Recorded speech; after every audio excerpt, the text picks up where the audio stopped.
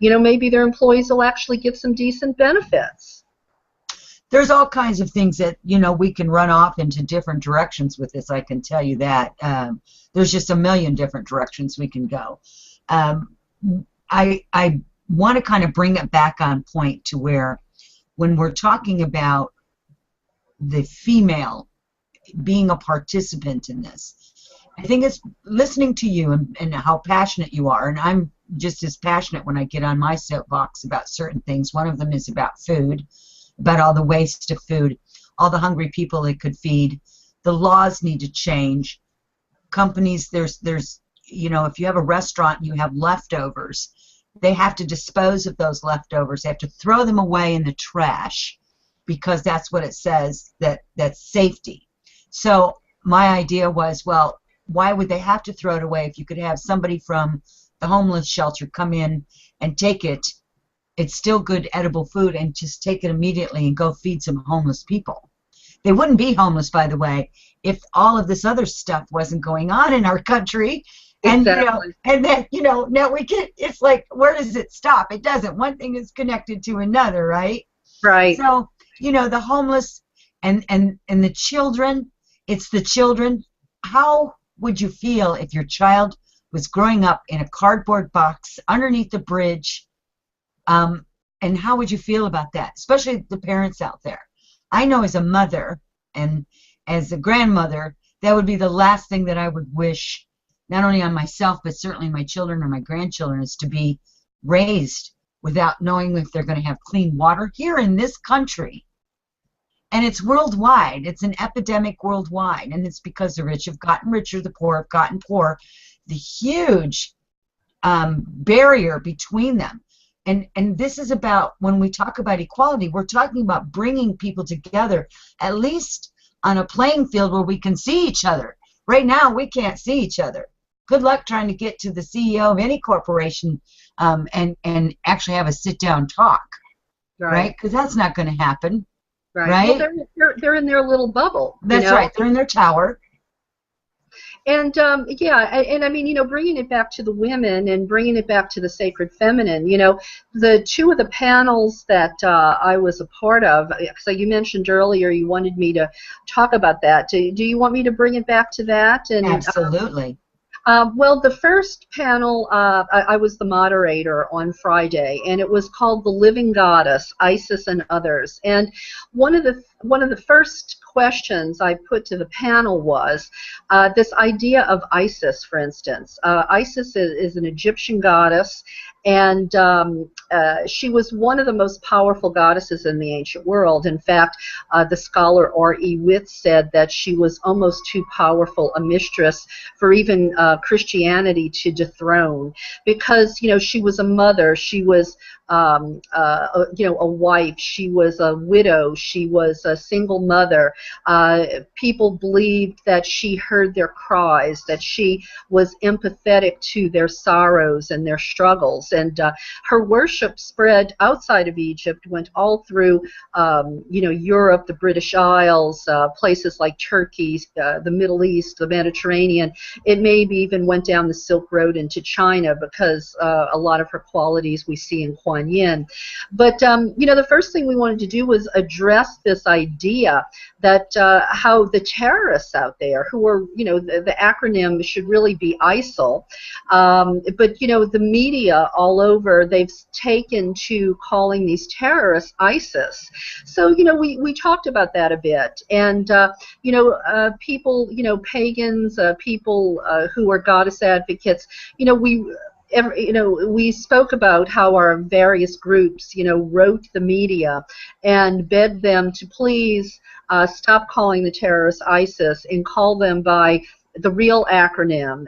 But of course it didn't do any good. But we wanted to make a point to make that distinction so that people would understand when they hear ISIS that there's been a goddess by that name for many thousands of years, and because some of us in the goddess community, people who are ignorant on the subject, they would say, oh, well, why don't you just change your name, or why don't you just change the name of your religion?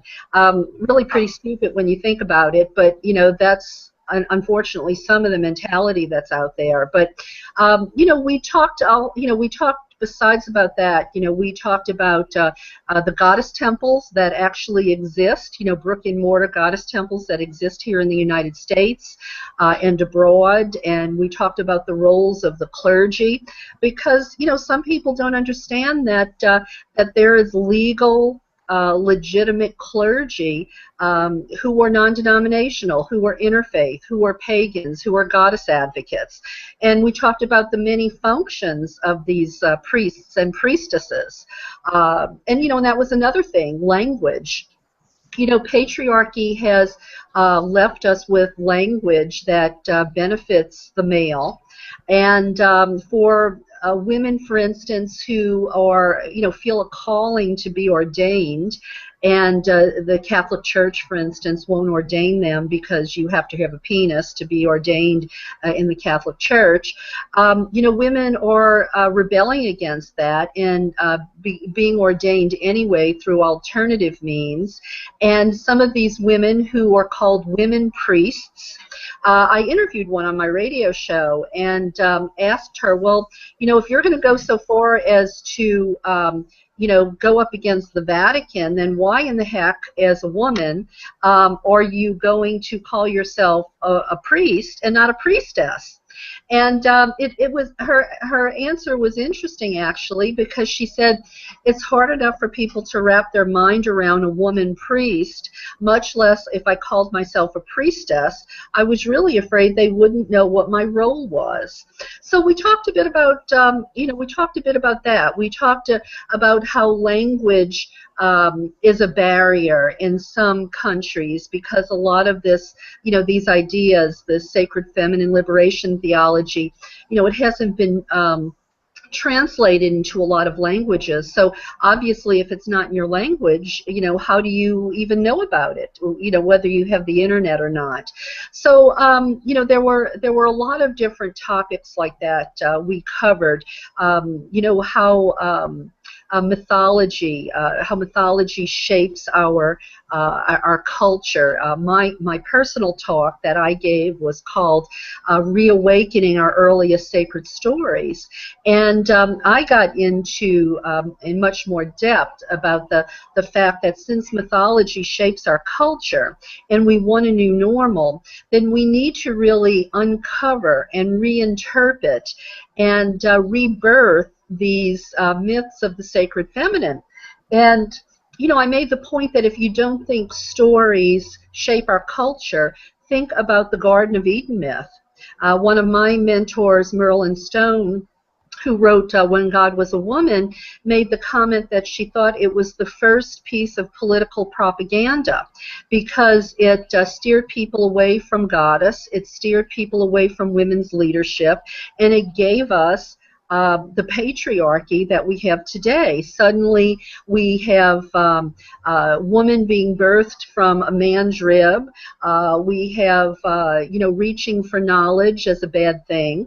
We have, you know, putting all, you know, the ills and suffering of humanity at the feet of women, and they become second-class citizens. And, you know, we believe that you can make a direct correlation between losing a feminine face of God and women's inequality and the injustices that women you know, experience around the world. Whether we're talking about the fact that there's less than 20% of female leadership in academia, religious institutions, corporate America, politics, whether we're talking about, you know, white women making 80 cents on the dollar, or, you know, black women making 70 cents on the dollar, or, you know, domestic violence, bride burnings, female genital mutilation, infanticide, where they kill girl babies rather than have to pay a dowry for them later on in life. I mean, it goes on and on. So we believe that if you have mythology that speaks to the importance and power and leadership of the feminine, goddess in particular, and since mythology shapes the culture, then you begin to reshape the culture. And you know, if you'd like, I can share some of these myths, you know, how they might reshape culture. But, you know, I don't want to go on and on here in case you Sure. had other questions. No, but I don't have any questions, but I have a couple of statements, and then I'll have you go and follow that train of thought. I have had a gentleman on my show. I don't even know if you've heard of him or not. He's pretty controversial. His name was Robert Morningsky, and Woman of Fire, and he's written several books, and he's a Native American elder. Well, he's not an elder. He's a Native American spokesperson for the elders, and his story, as he tells it, is that the story of creation, according to, now, the elders that he speaks with are not just from one, like Apache or Cherokee or Navajo. It's all different kinds of tribes that makes up these elder council that he goes with, right, that he talks to all the time. And he's been all around the world viewing and really researching the stories that were told to him about the beginning of creation. And in his belief system, and all the elders that he works with, is that woman was God was a woman, and how it ended up becoming God is a man thing. And he goes a little bit into the story of the Garden of Eden and Lilith, and then the Adam and Eve story, and he goes into all of that. So I'd recommend, if you haven't read his book, I would recommend you looking up Robert Morningsky. Again, very controversial for most people, but for him, he believes that women are the true source of what ails the world, is that if we can come together with a balance, that it would be a really good thing.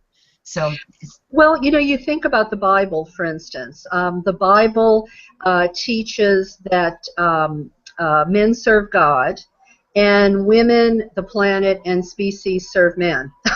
yeah. And I mean, there it is. There's the hierarchy, and you know, and I you know, come in on the side of Merlin Stone and the gentleman you just you spoke about, because, you know, our myths, again, shape our culture. You think about the men who decided what books were going to be in the Bible. Okay, they had an agenda.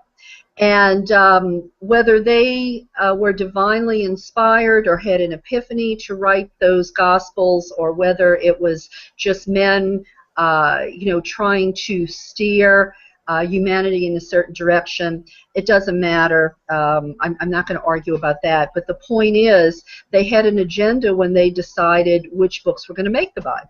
Because, for instance, if they had included the Book of Thomas or the Book of Mary, then Christianity would look a whole lot different. So they carefully chose what books were going to go in the Bible to and to make Christianity the state religion. Because they knew the stories were going to shape the culture. So if we want to reshape the culture, then we have to take responsibility to reshape the myths. And let's just take the Demeter-Persephone myth first. And I'm not going to tell the whole myths or any of this. I'm just going to give you the high points to make my point on a couple of these different myths. But let's start with Demeter and Persephone. The one most of us hear is the patriarchal myth of Demeter and Persephone. In fact, I think when we're going to school, we only hear the patriarchal goddess myths, which don't do much for women or humanity at all. Because in the myth of Demeter and Persephone, you have Hades, who abducts Persephone, Demeter's daughter, takes her down into the underworld. So you have this idea, I believe, and scholars believe, you are basically condoning rape and abduction. You know, if the male god can do it, then that sort of gives license for men to think that it's, you know, that they're entitled as well. The pre-patriarchal story of Demeter and Persephone doesn't even have Hades in it. It's a story just about Demeter and Persephone, and it's a story of mothers and daughters and women. And what's really behind the myth is it's about a mother deciding that she is going to let her daughter follow her own calling, to go live her own life. And in this particular myth, Persephone believes that she's called to be the caretaker of the people in the underworld. And when Demeter and Persephone are parted, when Persephone is down in the underworld taking care of her people, Demeter is sad, and when she's sad, we have winter. When Persephone returns to Demeter in the springtime and spends time with her mother, and her mother is happy, then we have spring, and the crops grow, and we all eat. There's also an egalitarian version of Demeter and Persephone. So you see, mythology shifts and changes. So if anybody's feeling a little bit nervous about reinterpreting or retelling goddess mythology, don't, because it has been changing for thousands of years. Take the Egyptian goddess Isis, for instance. I talked about her a little bit in the beginning. She is a wonderful deity archetype, and also her values offer us much. To start with, her and her husband, Osiris, were thought to have created civilization. They taught man and women to love one another. What an incredible love story, and their archetypes of a good marriage, of good partnerships in general. Also, Isis at one point in her life was a single mother. She can be an archetype for single mothers out there so they don't suffer a stigma or the shame of being a single mother. Isis was also a widow. We know widows can be very vulnerable in our society, but if we had myths about Isis as a widow, that would help that go away. Additionally, she is a symbol of women's leadership. Not only is her symbol the throne, but you can see on a lot of wall carvings, you see Isis with the pharaoh on his knee before her, and she is handing him a symbol called Ma'at. Well, Ma'at is an Egyptian goddess, but she is an Egyptian goddess that represents truth and justice. And so Isis is handing the pharaoh Ma'at. So think about this. You have the female giving the pharaoh the right to rule. He rules and leads at her pleasure, but he must lead using the values of Ma'at, truth and justice, right there. So would we have all these injustices of women if we had mythology about Isis and, female leadership and how someone, should lead a company or lead a country, or lead a people? So right there in Isis, you could have so much to reshape the world. You have the Inuit goddess Sedna, who is an indigenous goddess. She lives around the icy waters of Newfoundland, Alaska. She is the gatekeeper between the animals of the sea and humanity. Now, these people who live on the ice, they can't go grow vegetables, so they depend on the creatures of the sea for their food. They use their meat to eat, they use their blubber, they use their skin for clothes, their teeth for tools. And what Sedna teaches is she's the environmental goddess, and she's the goddess that teaches balance. Because what she says to humanity is, there's reciprocity here between humanity and the creatures of the sea. Humanity has to strike a balance and not be greedy, not try to use more than he needs. And in turn, the creatures of the sea will be made available to humankind so that they can survive. But the moment humanity gets greedy and wants more than he needs, well, Sedna's going to cut humanity off, and they won't have access to the creatures of the sea. So, you have, balance in the environment there. You have a greed story. There's so much right there. I mean, the people who have started reframing Mary Magdalene are already doing this sort of thing that I'm talking about. Because so many people look at Mary Magdalene as a goddess, and they look at her relationship with Jesus as the divine feminine alongside the divine masculine. Another idea of partnership and balance. You have women, we grow up with this idea in goddess spirituality of maiden, mother, crone. Well, now some of my colleagues are actually starting to incorporate a fourth archetype in there. It's called the queen or the empress, because patriarchy is happy with the nubile young maiden, sexy sex kitten. They're happy with the mother who gives and gives and births babies so that men can have a legacy, and she gives and gives till she can't give anymore. And then they had created this idea of the crone, the elder, who sort of in our society fades away into the woodwork, and she becomes invisible. You don't really hear from the old woman. She has no real use in society. Well, in goddess spirituality, she does have a lot of use. She's the wise crone, but we've also incorporated the queen or the empress, because after a woman's birthed her children, and that's when she's maybe at her peak, there's a lot left in a woman's life between the mother archetype and the crone archetype. That's when she's her most powerful, and that's when she can be in service to her community, making sure that her community is cared for. So instead of this negative connotation that patriarchy has given powerful women like the queen or independent women like Lilith, we need to reframe that and restore that, so that we understand that this is a position of of service, and taking care of the commons, and sort of ensuring the greater good, so that we all have a better quality of life. So you see, all of these different ideas are out there. We just have to rebirth them into society, and so that they become the new normal, so that they are the stories we tell our children. And when I do a workshop, after the talk, we usually break into groups, and we actually rewrite myths, or we create new myths, or we reinterpret myths. And it's amazing how powerful that is for men and women. It's liberating. And you can see just in the transformation in these people in these workshops, that if you transfer that out into the world, and these were the stories we were hearing instead of the ones we have today, it makes a huge difference. First of all, on behalf of all of the viewers out there, thank you for, first of all, a little bit of a historical